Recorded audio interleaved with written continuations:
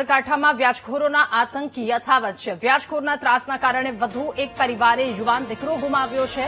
વ્યાજખોરોના અસહ્ય ત્રાસથી કંટાળી 31 વર્ષીય યુવકે આપઘાત કર્યો। મોતીપુરાના મહેન્દ્રસિંહ ચૌહાણે ઝેરી દવા પી જીવન ટૂંકાવ્યું। મહેન્દ્રસિંહ ચૌહાણે બલવંતસિંહ, રવિ અને અન્ય ફાઇનાન્સિયર પાસેથી 50,000 રૂપિયા વ્યાજે લીધા હતા। અઠવાડિયાનું 10% વ્યાજ આપવાની શરતે આ રૂપિયા વ્યાજે લીધા હતા। તો 50,000ની સામે મહેન્દ્રસિંહે 5 લાખ રૂપિયા ચૂકવ્યા હોવા છતાં વ્યાજખોરોએ તેમને ત્રાસ આપ્યો હતો। વારંવાર આ ત્રાસથી કંટાળી યુવકે ઝેરી દવા ગટગટાવી જીવન ટૂંકાવ્યું। આપઘાત કર્યા પહેલા યુવકે એક સુસાઇડ નોટ પણ લખી હતી। બલવંતસિંહ અને રવિ નામના વ્યાજખોરનો સુસાઇડ નોટમાં ઉલ્લેખ કરાયો છે। તાત્કાલિક વ્યાજખોરની ધરપકડ કરવાની મૃતકના પરિવારની માંગ છે, તો વ્યાજખોર વિરુદ્ધ દાખલારૂપ કાર્યવાહી કરવાની માંગ કરી છે। મારો ભાઈ મહેન્દ્રસિંહ ચૌહાણ તે વેદ ફાઇનાન્સમાં નોકરી કરતો હતો। તેનું વ્યાજ હતું લગભગ 50,000 લઈને લીધેલા હતા। તેનું વ્યાજ એને ભરતા તો પણ તે ડરાવતા અને ધમકી આપતા કે એને મારેલો, ચીકુડીવાળી ત્યાં છે ત્યાં મારેલો એને। કેટલું વ્યાજ આપતા? એનું વ્યાજ આવતો દિવસના 4,000 તો ડેલી આવતો એમ, બધા જોડે ઉઘરાઈ બધા આવતો એમ। કોની કોની પાસેથી કર્યા?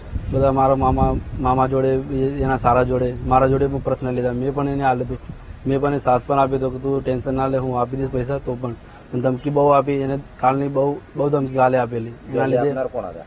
હા, વ્યાજે આપનાર કોણ? વ્યાજે આપનારે રવિ દેસાઈ છે એક નામ, એક બલવંત છે માથાસુડિયાનું। એ બહુ ધમકી આલેલી, બલવંતે બહુ ધમકી આલેલી હતી કાલે, તો તું પૈસા આપી દે, ના હોય તો હું તને મારીશ ને બધું।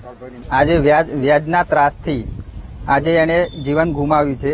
અને આ પગલું ભરવાનું કારણ એ જ છે કે આ વ્યાજખોરોના લીધે આ વ્યાજખોરી જ્યાર સુધી બંધ નહીં થાય ત્યાર સુધી આવા કેટલાય લોકોના મૃત થશે। આજે મારો ભાઈ ગુમાવ્યો છે, એવા કેટલાય લોકો મળી જશે। એટલે મારી સરકારને અને પોલીસને એટલી જ વિનંતી છે કે તે આ વ્યાજખોરી બંધ કરાવે, આમાં કડક રીતે પગલાં ભરે। તેમના સગાને પૂછતા એમને જણાવેલ કે કોઈક અનનોન સબસ્ટન્સ એને લીધેલ છે, જેના આધારે અમારા ડોક્ટર ટીમે એની સારવાર કરેલી અને એને સિરિયસ હોવાથી એને વેન્ટિલેટર પર મૂકવામાં આવેલા હતા।